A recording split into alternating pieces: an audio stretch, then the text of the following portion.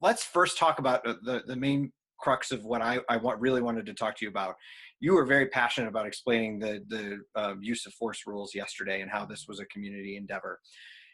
Sonny told me you're aware that some of the videos out there. What have you seen, and what do you feel needs to be investigated in those videos? Well, let me first start out by saying that I have been made aware of some videos, and I have personally forwarded those to Internal Affairs, and I'm the complainant to really get to the heart of what occurred, just to make sure that they're either in policy or out of policy, and anything that is out of policy, we certainly will hold our officers accountable. That's really the crux of this whole thing. We're talking about accountability, and similar to how these peaceful protests are hijacked by individuals that are causing harm, we want to make sure that all of the great work that our officers who have continued to put themselves in harm's way to protect this city and to protect the people of this city, we want to make sure that if we've missed the mark, that we hold our team accountable for that. You said you forwarded those videos along with yourself as the complainant. What did you see? Again, I can't comment on discipline. We have to get the facts to these.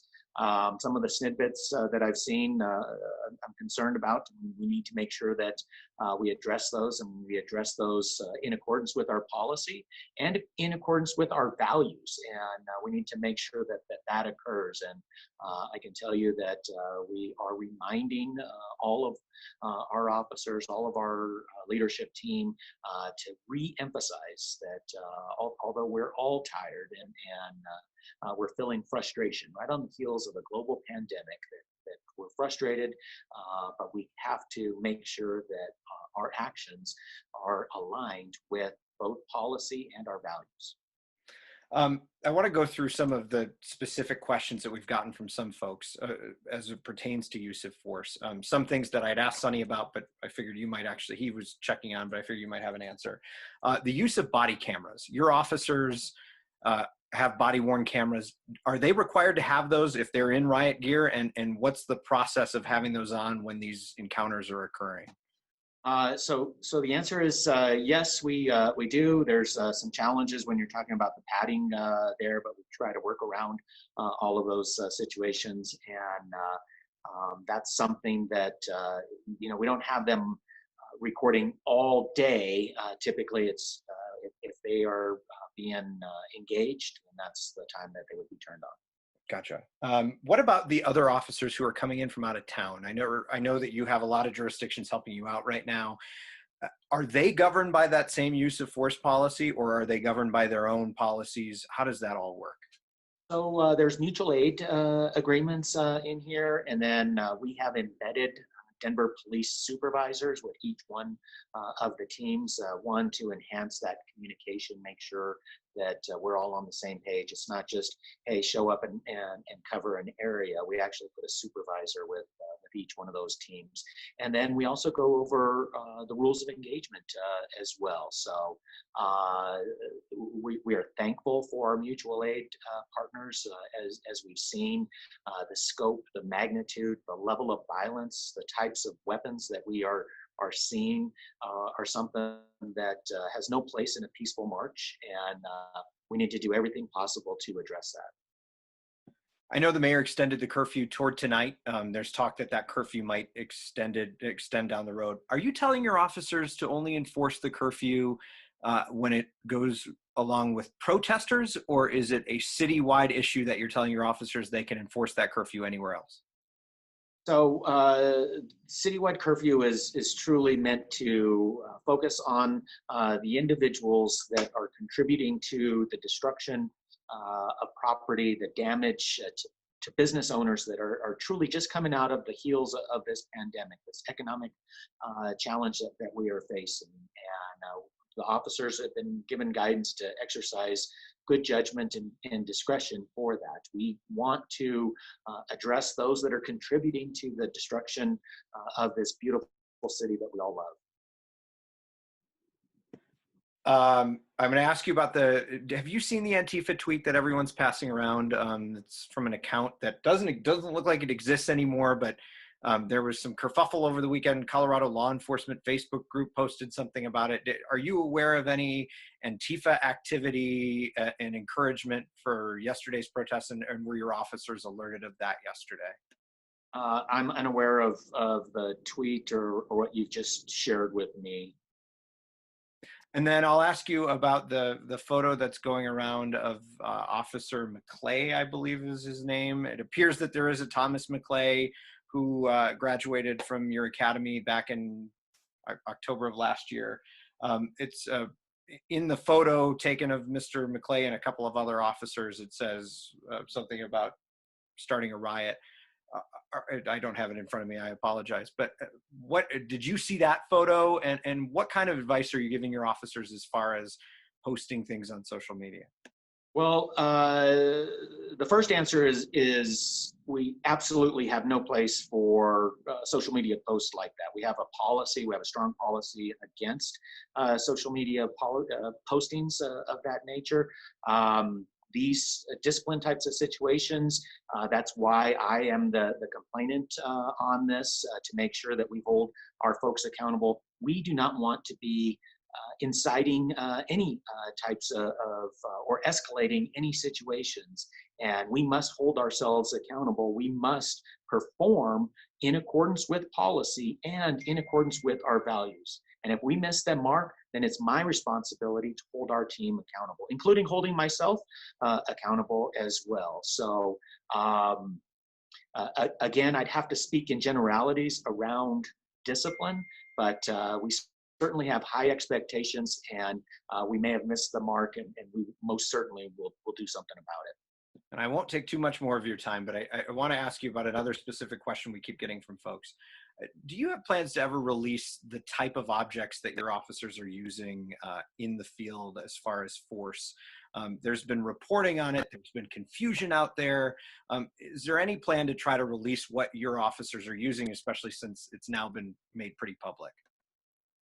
Steve, most certainly, and I also want to point to the fact that we host citizen academies where we show each and every single piece of munition and equipment that we have, and we have media academies where we have brought in members of the press to see exactly what a pepper ball gun is, what a pepper ball munition is, as well as the 40 millimeter less lethal munitions that we have. So again, we're dealing with some very challenging situations right now, but we will open up the doors, peel back the curtain, and show exactly what it was. And we have done that. And my final question to you on the topic of this whole thing in general, what you saw last night compared to previous nights, do you see things trending downward? Do you see things trending upward? Where do you think things go over the next few days? Well, I am hoping that we can come together and heal. That is the only way that we can get through this. That is our only path forward. The police department certainly cannot do this alone. And we need the community, and we believe the community needs a police force that understands, that's accountable, that adheres to their values, and we are willing to put in the work.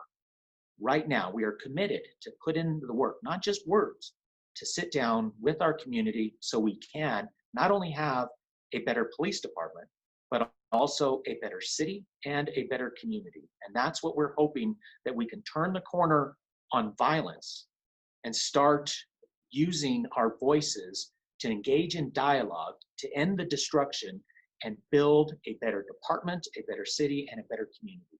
Do the actions of the last few days hurt that or help it? We need everybody to bring down the tension. Everybody, and I mean that from the law enforcement perspective as well.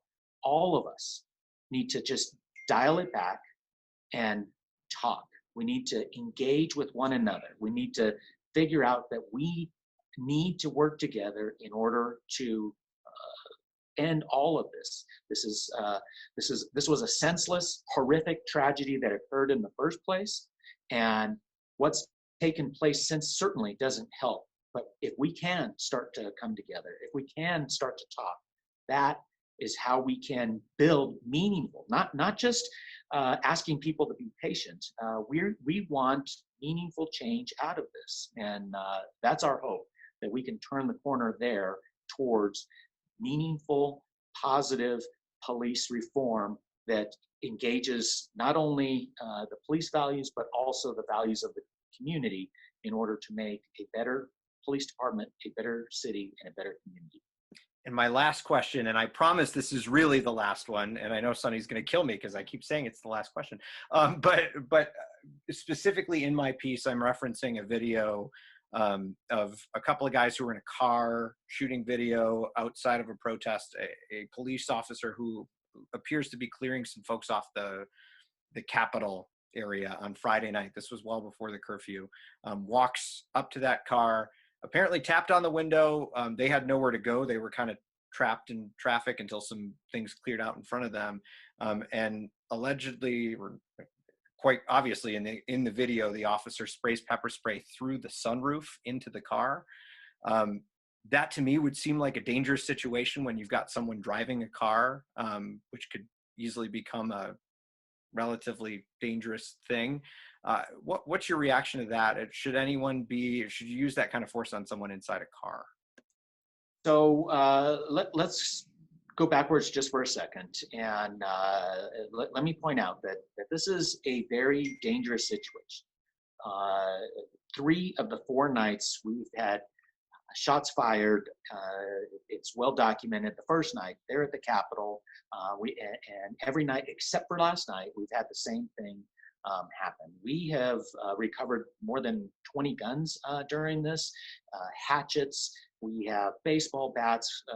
This is a very dangerous situation. And what we are asking for is compliance. We're asking people to help us to stay out of the area, to comply with requests to move on, not to be antagonistic. And if we can come to that type of understanding together, where we're moving people along peacefully, that they're complying with those orders, then there wouldn't be any uses of force. There wouldn't be any uses of pepper ball or 40 millimeter or tear gas. And that's what we're hoping to gain here. And actually, it was quite evident yesterday, for example. All day, we had multiple peaceful protests where the police department helped facilitate. We helped keep the marchers safe by blocking traffic, and we didn't interfere with any one of those. In the evening, even after curfew had passed, even after the 8 o'clock curfew had passed, we allowed folks to stay there in the park because they were a peaceful gathering. The folks in the park could have easily gone home. They were required to under the curfew. They got notification through their cell phones. They had notification through our amplification system. And instead of going home and complying with the order, they chose to go to one of our police districts and start throwing rocks, bottles, and fireworks at our officers. And that's not okay. And so all of this can be dialed down. All of any types of violent behavior or police use of force, all of that can be dialed down. But that police use of force is in response to force that's being used against our officers that are out there trying to serve the people of Denver and to serve this community. And the professionalism that they've displayed so far in helping us protect the people of Denver should be commended.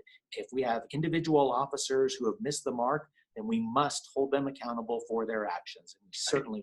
I just want to state for the record that in that video, there appears to be no aggression between the people inside the car and the officer, who it literally looks like he's trying to move perhaps other people along, but through the course of it, used this pepper spray through a sunroof and hit 2 people who are inside a car that's in gear and running. Okay.